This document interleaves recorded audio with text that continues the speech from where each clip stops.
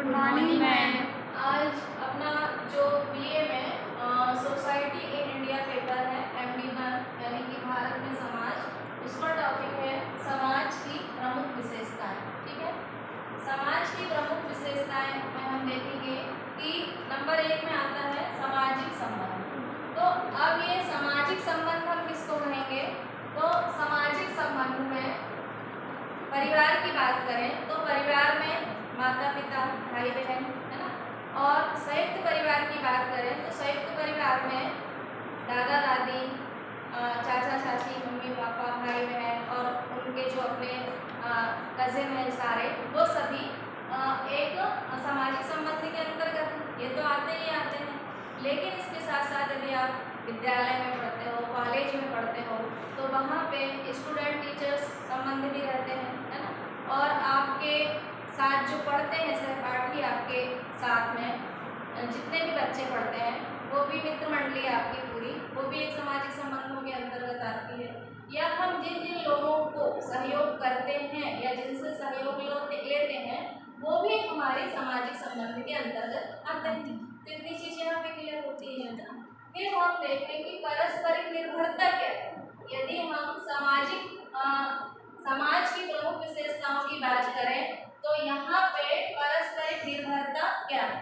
पारस्परिक निर्भरता में देखो कि जब हम परिवार में साथ में रहते हैं तो हमें भोजन की आवश्यकता होती है, तो हम भोजन पे निर्भर हैं एक दूसरे पे, है ना।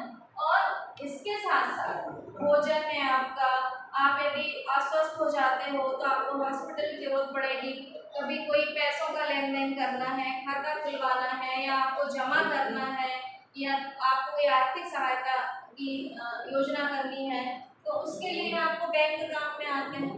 यदि आप अस्वस्थ हो तो अस्पताल से आप काम लेते हो। तो इसी तरह यदि कोई घटना हो गई है तो आप प्रशासन की मदद लेते हो। तो इस तरह हम किसी न किसी रूप में एक दूसरे से निर्भर रहते हैं। एक दूसरे से निर्भर रहने के कारण हम एक दूसरे का सहयोग करते हैं, एक दूसरे के काम आते हैं, तो इससे हमारे सामाजिक संबंध मजबूत होते हैं। ठीक है, इसके बाद आपका आता है समानता और विभिन्नता, कि विभिन्न जाति समाज के लोग, अलग अलग धर्म के व्यक्ति, विभिन्नता में भी एकता पाई जाती है। ये हम देखते हैं कि विभिन्न प्रकार की संस्कृतियां हैं, परंपराएं हैं, मूल्य हैं, बहुत सारी चीजें हैं। उसके बाद भी जब हम कहीं एकत्रित होते हैं तो हम सब में एक अनेकता में एकता दिखाई देती है। इतना हो गया। फिर यहाँ पे सामाजिक नियम एवं मानदंड हैं। तो सामाजिक नियम एवं मानदंड कैसे हैं कि जैसे हमारा समाज बहुत सारे नियम कानून कायदे बनाता है, उसके अनुसार हर सामाजिक प्राणी को रहना पड़ता है। ठीक है, लेकिन जो समाज ने नियम कानून विधि बनाए हैं उसके अनुसार यदि समाज नहीं चलता है तो फिर क्या होता है कि जो नैतिक नियम के अनुसार मान लो समाज नहीं चल रहा है तो फिर प्रशासनिक कार्रवाई की जाती है ना। उन पे प्रशासन, फिर जो पुलिस विभाग है, आपका जो एडवोकेट वगैरह है, उनके अनुसार फिर केस वगैरह देखे जाते हैं कि क्या हो रहा है और क्या नहीं हो रहा है। तो ये चीज़ें देखी जाती हैं। फिर आ गया आपका संस्कृति।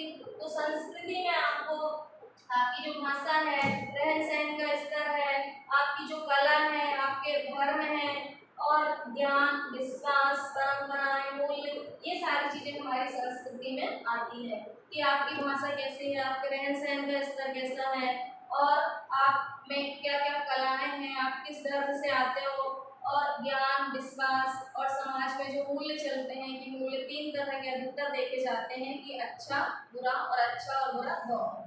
इस तरह से हम समायोजित होकर हम हमारी संस्कृति में अनेकता के साथ भी अपन एकता के सूत्र में जुड़े हुए रहते हैं।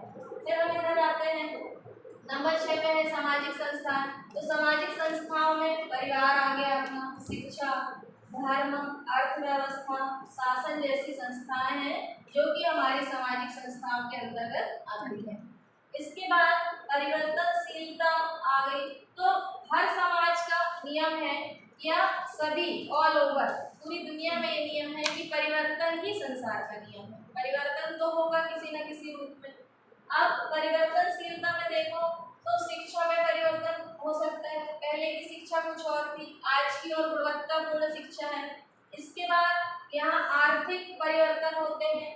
आर्थिक परिवर्तन, पहले का रहन सहन कुछ और था, जैसे जैसे शिक्षा का स्तर बढ़ा, लोग जागरूक होते गए, उन्होंने और रोजगार किए और सर्विस किए, उनके रहन सहन का स्तर, उनके खान पीन का, मतलब बहुत सारा स्तर बदला है। अब विचारों में परिवर्तन आए हैं। पहले जो पुराने विचार थे, रूढ़िवादिता थी, परंपराएं थी, उनके विचार कुछ और थे, लेकिन आज की संस्कृति में, आज की आधुनिकता में सबके विचार अलग अलग हैं और उन विचारों को पुराने लोगों को भी मानना पड़ता है। तो परंपराएं सारी चीजें वही हैं, लेकिन हमने अपनी शिक्षा से, नए विचारों से उन परंपराओं को, उन रूढ़ियों को नए तरीके से करने की कोशिश की है, जो कि हम अधिकतर करते आ रहे हैं। तो ये हमने समाज की प्रमुख विशेषताओं में देखा। ठीक है।